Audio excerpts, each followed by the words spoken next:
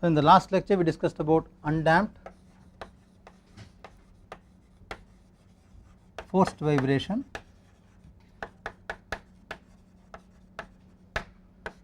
We already said that if you try to plot the deformation response factor versus the ratio of forcing frequency with that of natural frequency, you get a plot similar to this. So, at a bandwidth closer to 1, that is when the forcing frequency is equal to that of the natural frequency of the system, the governing equation not able to quantify the value here, whereas this value remains as 1.0, and the closed form expression what we had for this was RD was given by 1 by mod of 1 minus omega b omega n square, and x of t in general was expressed as RD sin omega t minus phi of xst,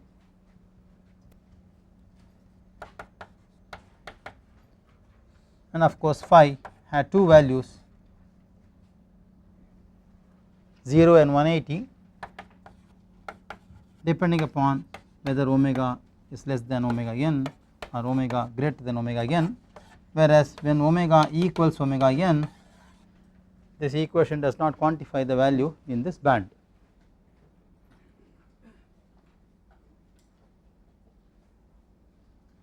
So, we will extend this discussion further now. When omega equals omega n, what happens? The system what I am discussing is this.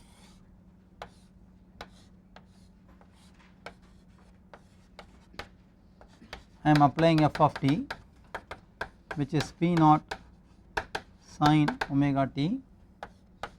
I am measuring x of t from the CG of the mass, and I am applying a restoring constant k. It is an undamped system.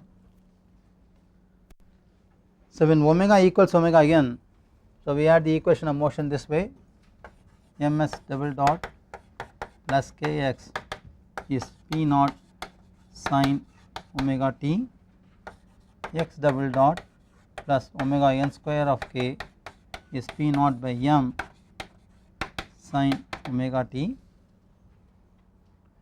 So, the x of t as the complementary function is a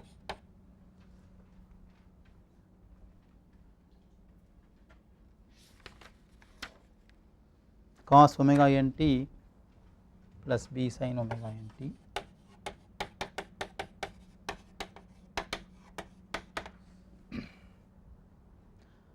And the particular integral is p naught by m sin omega t by d square plus omega n square. When I substitute omega equals omega n, the denominator will become 0 here, because I have to substitute d square as minus omega square or minus omega n square, denominator will become 0. So, in that case my particular integral can be p0 by m t of, because t is my variable here, sin omega t. I can even use omega n here because I am using the same, and differentiate the denominator.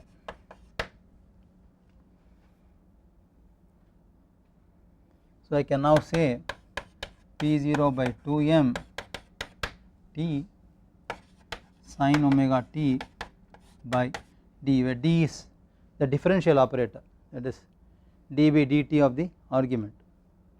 So, I now multiply this by d and d below. So, p by 2m t of differential operator of sin omega t by d square, I substitute d square as minus omega n square minus p0 by 2 m t 1 by omega n square. I am having minus sign here.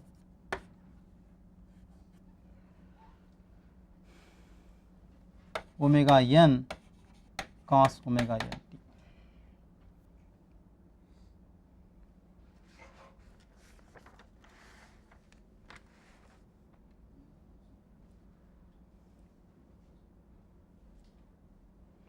So, omega n is k by m minus p naught by 2 k t omega n cos omega n.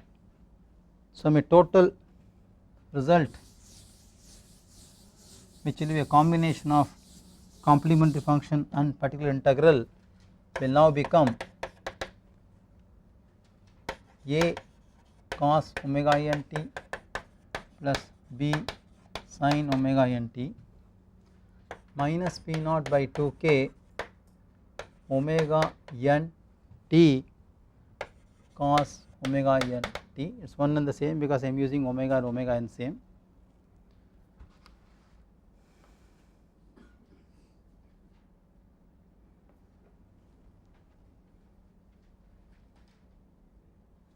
So, let us eliminate a and b. At t is equal to 0, let x 0 and x dot 0 is set to 0.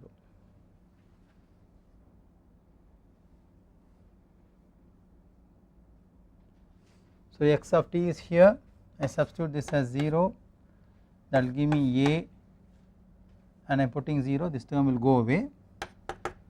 So, x dot of t will be a differential of this minus omega n a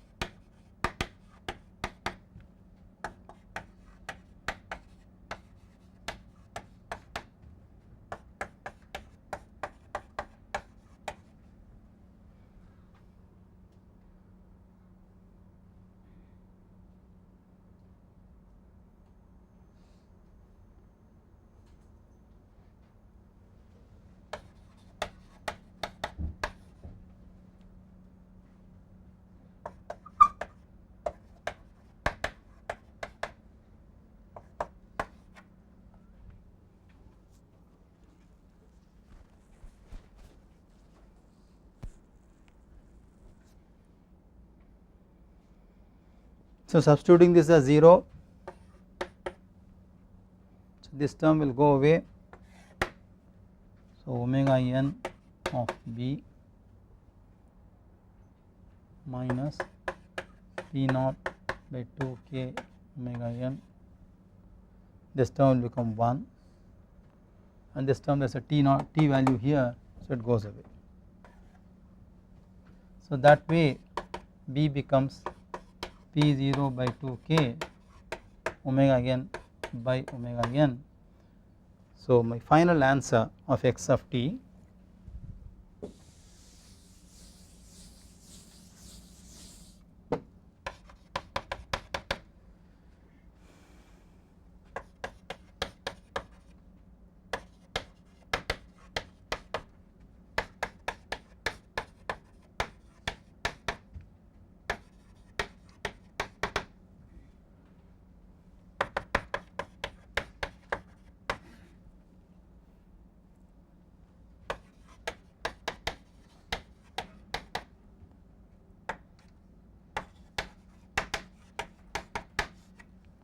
that is my x of t. We already know T n is 2 pi by omega n. I have omega n here, let me substitute back here as 2 pi by T n.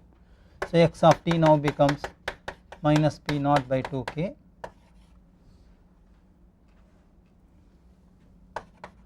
two pi by T n of t of cos 2 pi by T n of t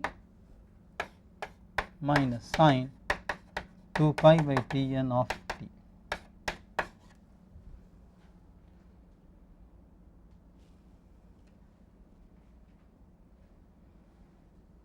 I can also say x of t by x static.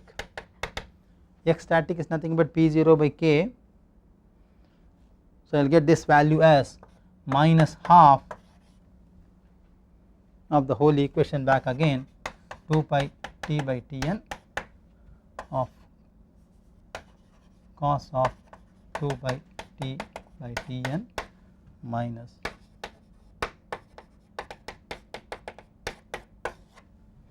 I wish to plot this for different values of t by Tn and see what happens to my ratio of xt to x static.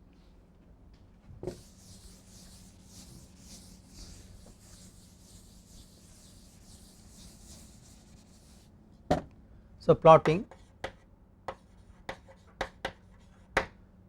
xt by x static for different values of t by Tn.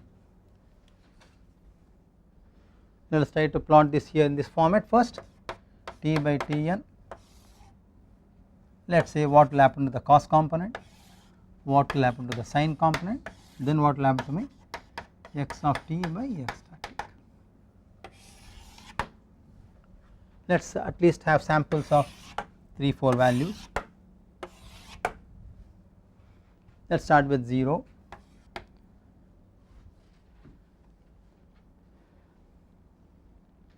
So this is my equation. So see what happens when t by Tn is 0. So this term anyway goes away, there is a multiplier here, this term also goes away because sine component of 0 is 0.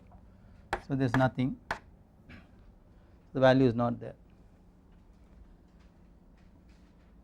The next value I can start, already there is a pi multiplier here inside the argument of both sine and cos. I don't need to multiply it by pi here again. I want to eliminate this to see a phase lag, so I will start with half.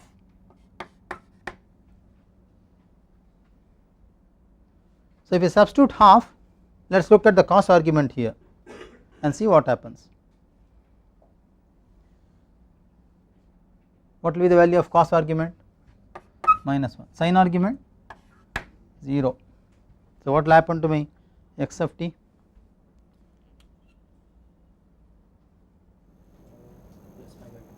Sorry?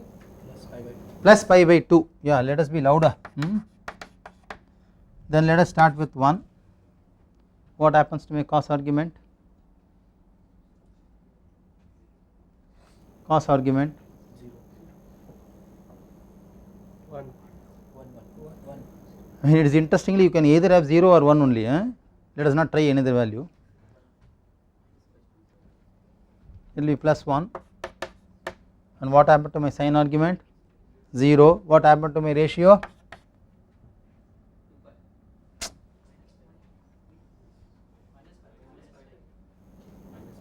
Minus 5. So half, 1, 1 and a half. So what happens to my cos argument? You can look at the scenario, right?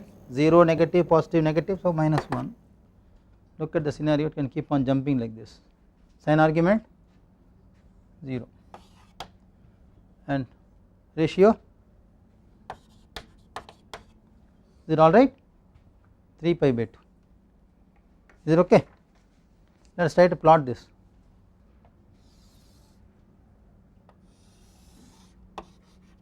This is going to be a ratio of t by Tn which I am plotting. This is going to be the ratio of x of t by x static. So let me mark these points as 0, half, 1, 1 and a half, 2 and so on. This is 0, this is half, this is 1, this is 3 by 2, this is 2 and so on. We already know the point here is 0. At half it is plus pi by 2.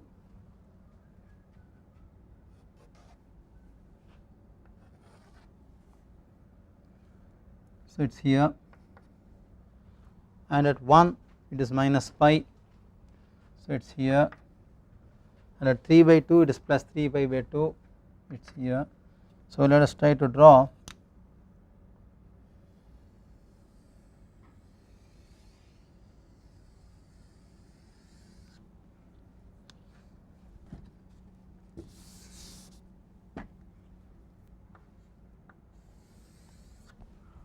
So, you can see here that the response is getting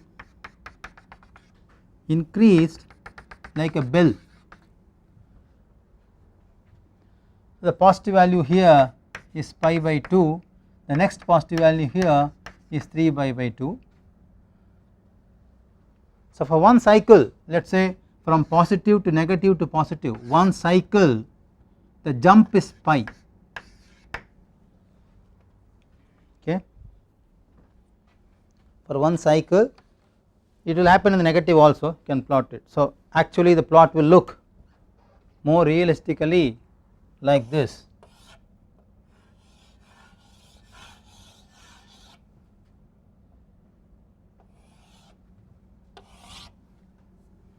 Keep on expanding. So, we can infer certain things from this data. Let us remove that. What are those inferences we get from this figure?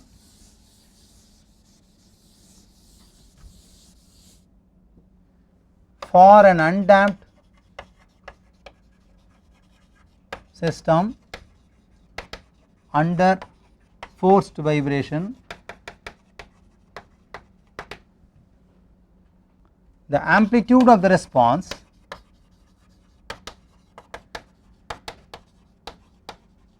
grows gradually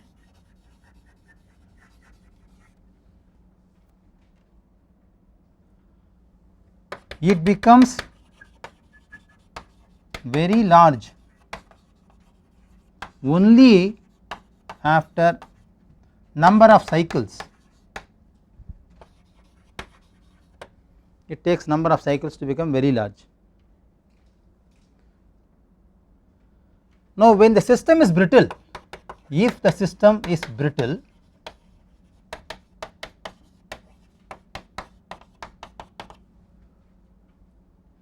during this number of cycles of response amplitude growing, the system will fail.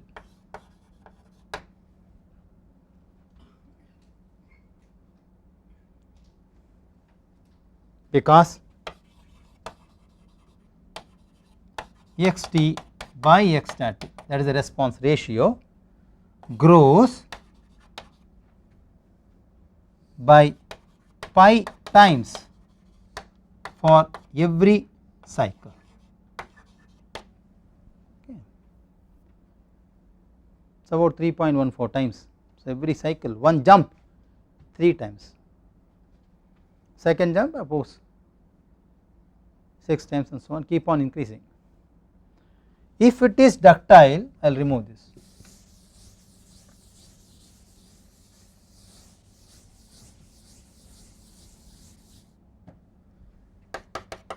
If the system is ductile,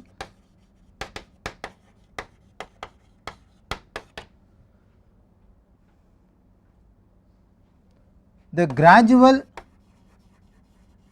growth of the response amplitude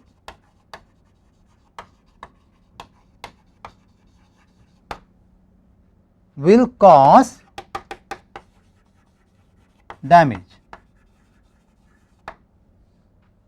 which will make the system to yield. When the system yields, the system becomes flexible. When the system becomes flexible, stiffness reduces. When stiffness reduces, omega n changes and you will be out of this band.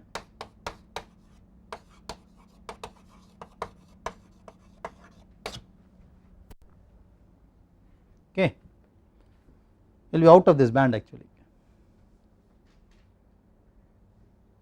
So, that is a great advantage. So, you must design offshore systems as ductile systems. It is because of this reason offshore structural systems are essentially and primarily made out of steel.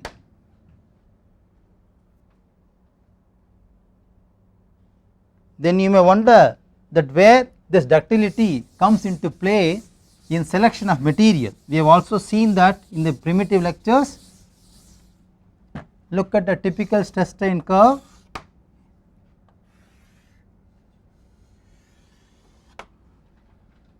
So, if you look at this ratio, I call this as epsilon ultimate. If you look at the yield point and call this as epsilon yield, the ductility ratio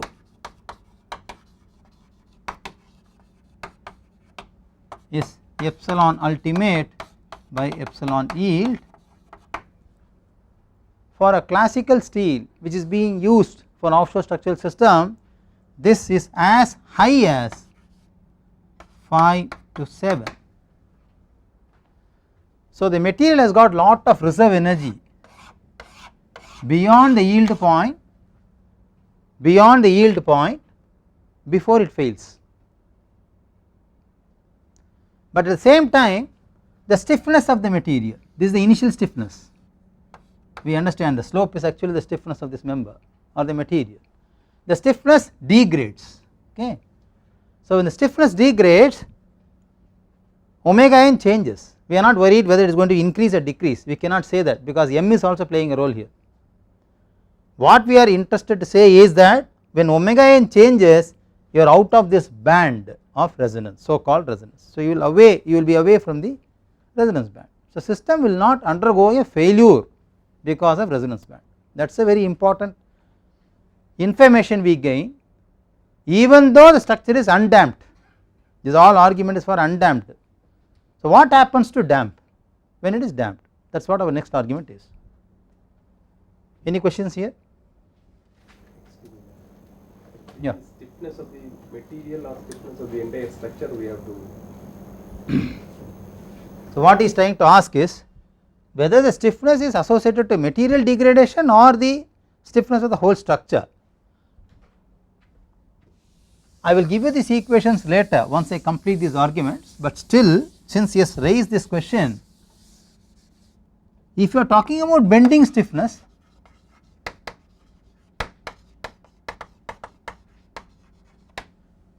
for a column member of any boundary condition, K is given by 12 EI by L cube, where L is the distance between the supports. So, now stiffness is a function of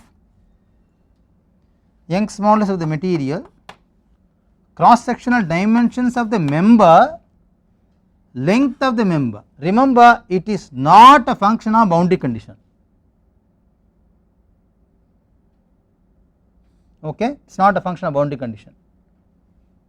Further, when you have got series of members aligned subjected to lateral force, then this K will now become a sum of multiplier of N1 and N2, where N1 will be the number of members acting along the force and N2 will be number of such frames which are supporting this force. It means the whole geometric layout also becomes a function of K in addition to the material characteristic. Now, the degradation can happen in any form. It can be a local failure where only the material yielded. It can be a global failure where one of the frames failed. So, both of them will add or will influence the degradation of stiffness.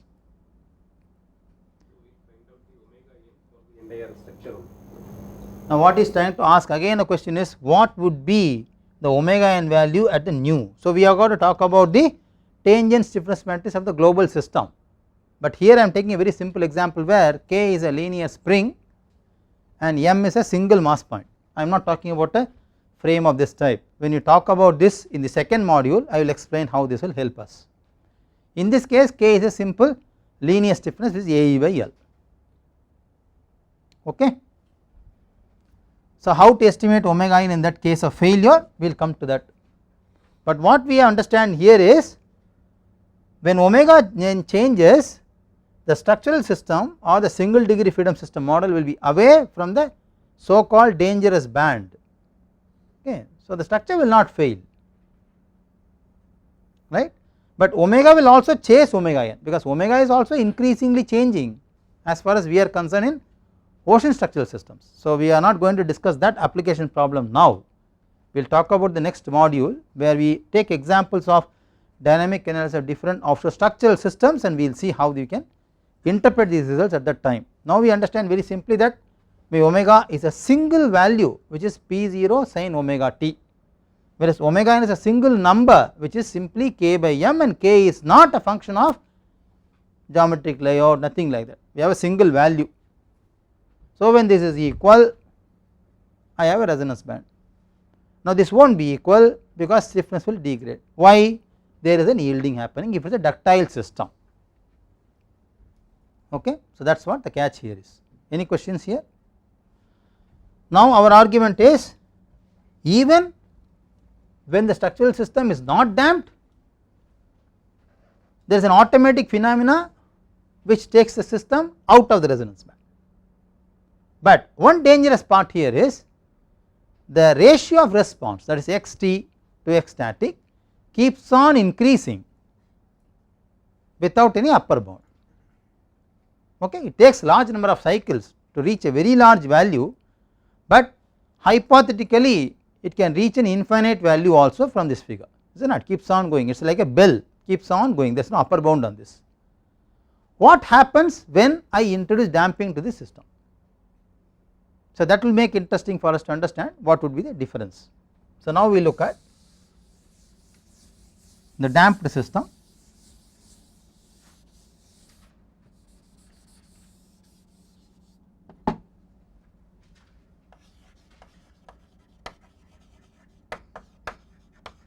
Forced vibration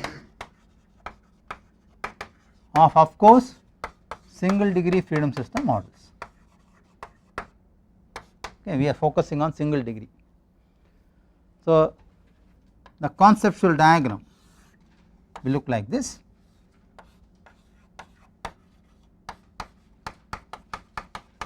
Which I am assuming as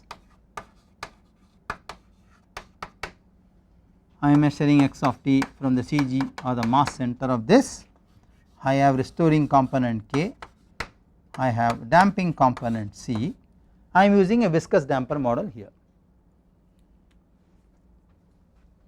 If I draw a free body diagram, when I apply a force f of t to the system which is always present in the system for any instant of time t, it is a dynamic force.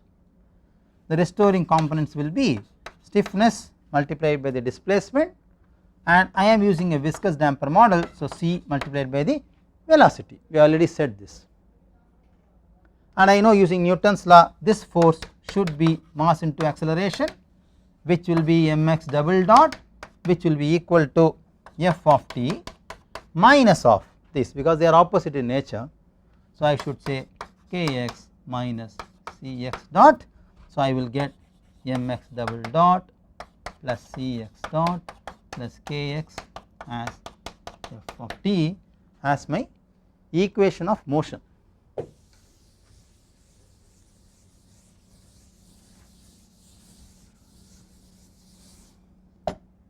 So, I write my auxiliary equation. Before that, let us divide this here itself.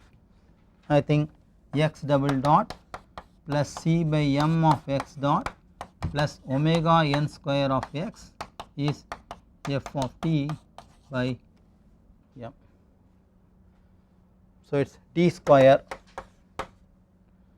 plus c by m of d plus omega n square is set to 0 always for an auxiliary equation. So, the roots alpha 1 and alpha 2 for this to write down the complementary function can be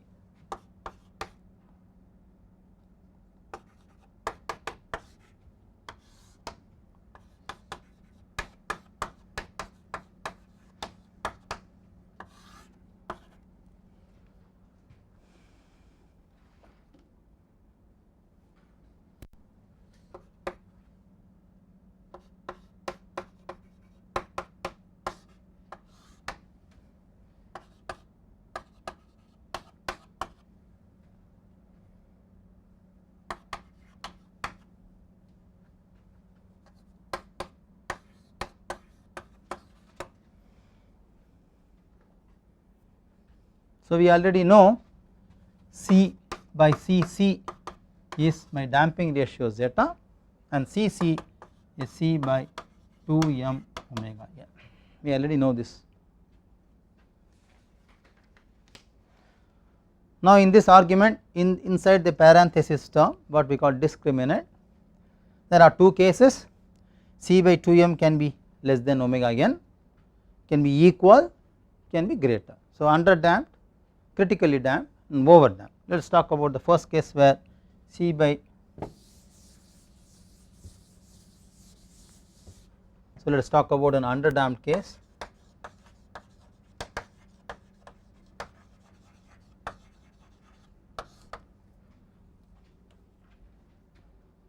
Where C by 2m is less than omega n.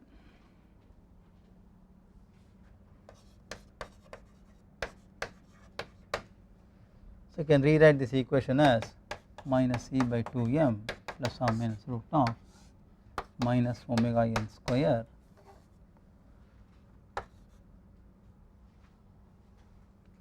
minus C by m 2m the whole square.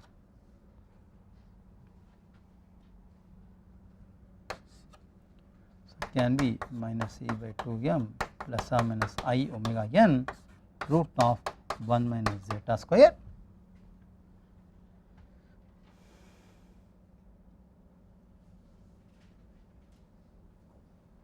Because C by 2m can be written as zeta omega n.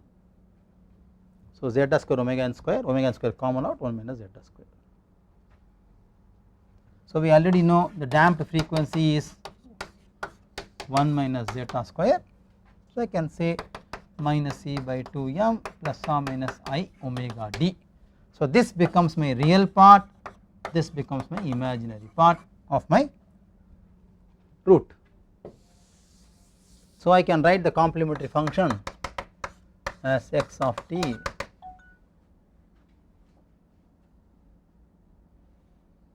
e to the power of minus C by 2m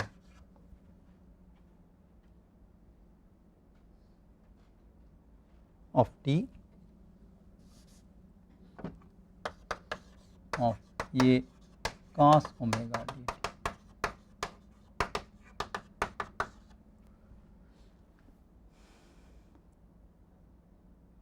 So, C by 2m from this equation is zeta omega n. So, I can say E minus zeta omega n t a cos omega dt.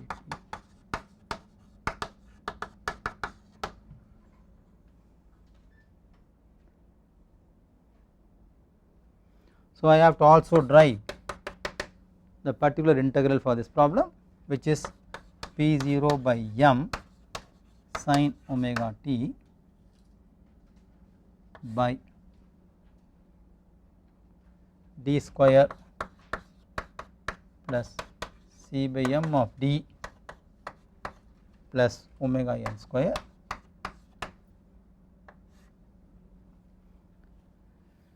d is a differential operator here. So, as usual I substitute d square as minus omega square P0 by m sin omega t minus omega square plus C by m of d plus omega n square.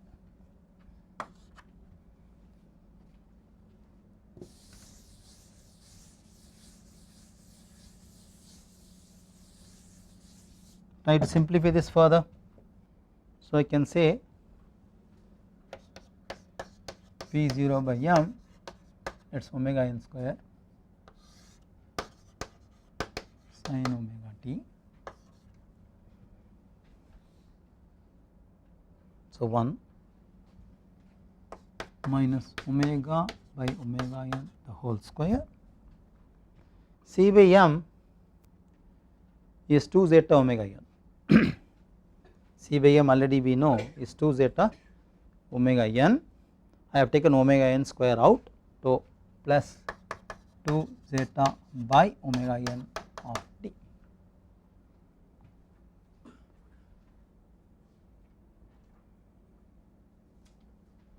So, there is a differential operator here I want to eliminate this.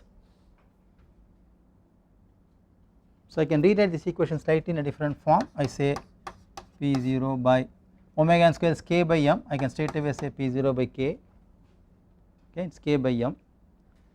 So I write here as sin omega t 1 minus omega by omega n the whole square plus 2 zeta by omega n of d. Okay, yes, I am writing like this. So I multiply the conjugate of this up.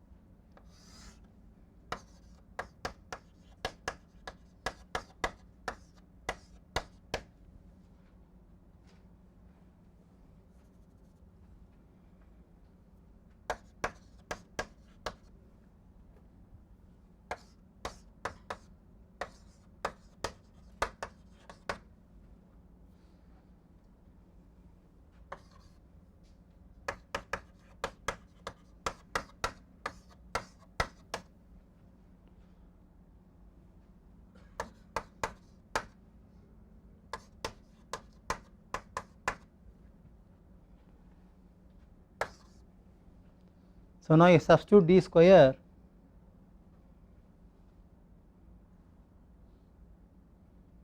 as omega square minus omega square. So if you do that,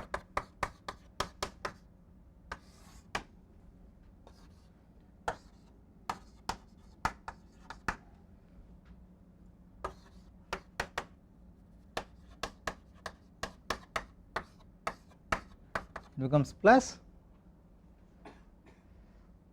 I get 4 zeta square omega by omega n the whole square. Is that okay? By substituting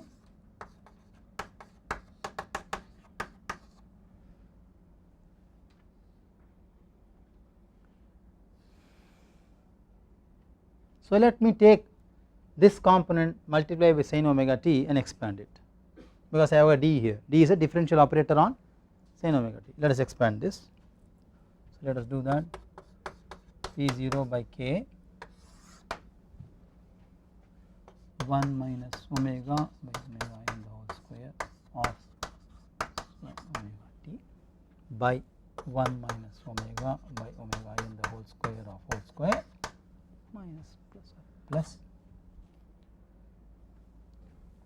2 zeta omega by omega n the whole square, okay,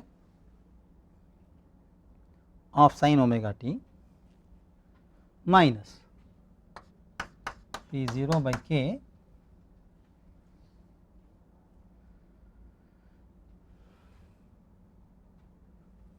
2 zeta by omega n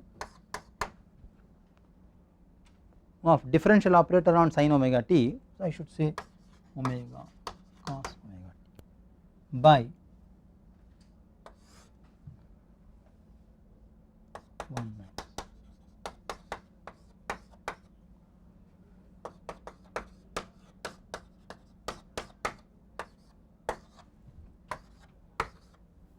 So I have got two factors here or two components here, P0 by k 1 minus this value multiplied by this sin omega t component, other is cos omega t component.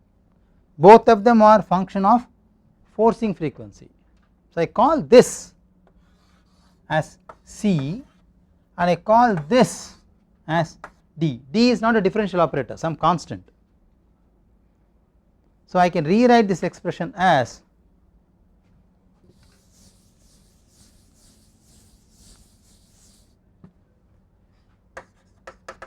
x of t e minus zeta omega n t of a cos omega dt plus b sin omega dt. That is what I have my complementary function plus c sin omega t, okay. I say d plus d and d is nothing but minus of this value cos omega t. That is my x of t.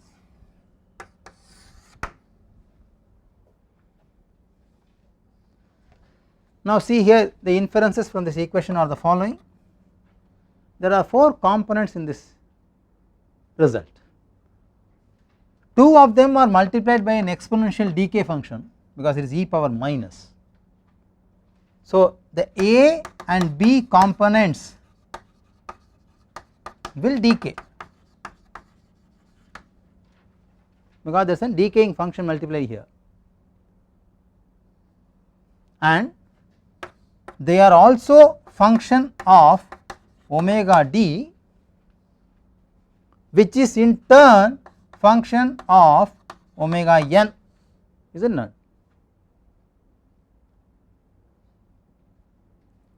So I call this component as transient response.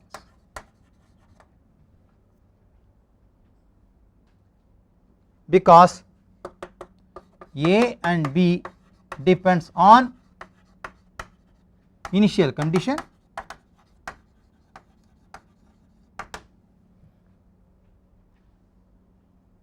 Look at the second component, C and D components. So let us look at here.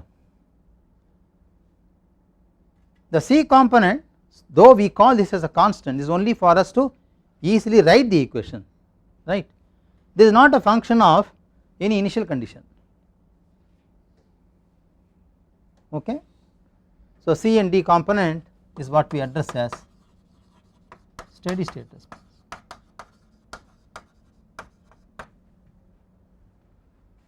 So this is a case where when the model is underdamped, okay, and at that situation, if omega becomes equal to omega n, let us see what happens.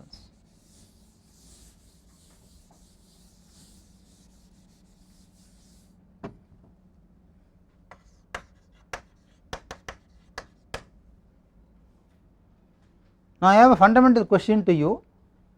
If we write a general expression like this, where I know the values of omega d and c's and d's, and of course a and b depending upon my initial conditions of the model, can I simply use the same expression for such conditions?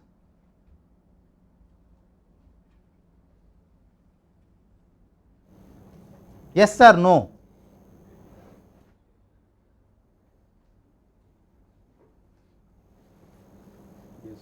Either you should say yes or no. Keeping silent is we have to close the class. Yes, answer is no. Answer is no. The procedure can violate. The denominator may set to 0, we do not know. So in this case, my Pi will now become again P0 by m sin omega n t. I am using omega n in this case, d square plus c by m of d plus omega n square. That is what my particular integral is, and I must say that d square is equal to minus omega n square. In this case it is not happening to become 0 because of the damping component present, but I must derive it again.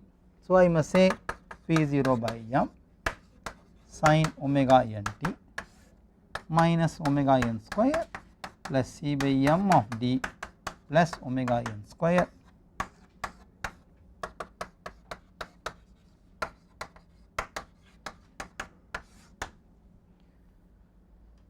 C by m is again 2 zeta omega n of d. I multiply this by d and d in the numerator and denominator, I get P0 by m, I get d square here. So, differential of d, that is omega n cos omega n t by d square is minus omega n square. So, I put minus omega n square 2 zeta omega n, this goes away, this will become k by m goes away, I will say this as minus P naught by k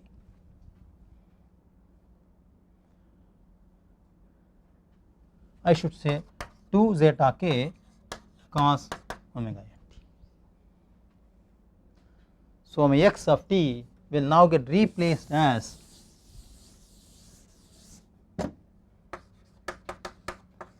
for omega equals omega n gets replaced as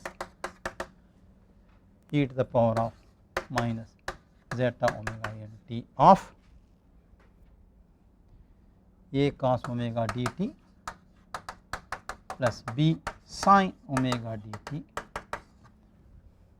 minus P0 by 2 zeta k cos omega n. Now, I have a question. In both these expressions, here omega is not equal to omega n, here omega is equal to omega n. The commonness is these two terms remain same, only this term is getting varied mathematically, because the particular integral of these two functions are different mathematically. Physically, why they are same?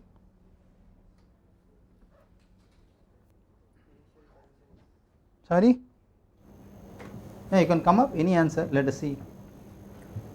Initial condition is same. No. Do you understand that both of them are same, or are we wrong somewhere? Same, right? We understand that. Okay, why they are same? Well, this condition and these conditions are not same. Mathematically it is accepted, because my particular integral component of the solution is different, because the procedure is different. Okay, physical.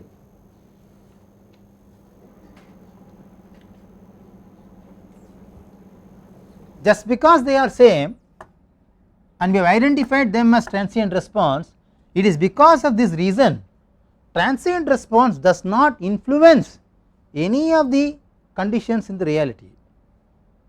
That is why they are not considered to be important. They are not considered to be important at all, because they do not reflect the reality in terms of the behavior of the model. Then again the same question which I asked in the last lecture, why we are focusing on transient response, same question is again coming to you back. Okay, transient response will not influence the response of the model for a realistic condition as we discussed here. That is a physical understanding, and it is because of this reason we do not actually give weightage to transient response in my analysis. I split this component into transient and steady state, look only at the window of the steady state to understand the more response intense functions of the model. Okay, mathematically also it is very clear that they are same, it has no influence on the realistic conditions as we see here. The second question I leave it to you for homework is, what will happen if omega is greater than omega n, that is over damped systems. I have not solved this, okay. Over damping, I want you to do it mathematically and you will come out with only inferences and x of t, you must do this.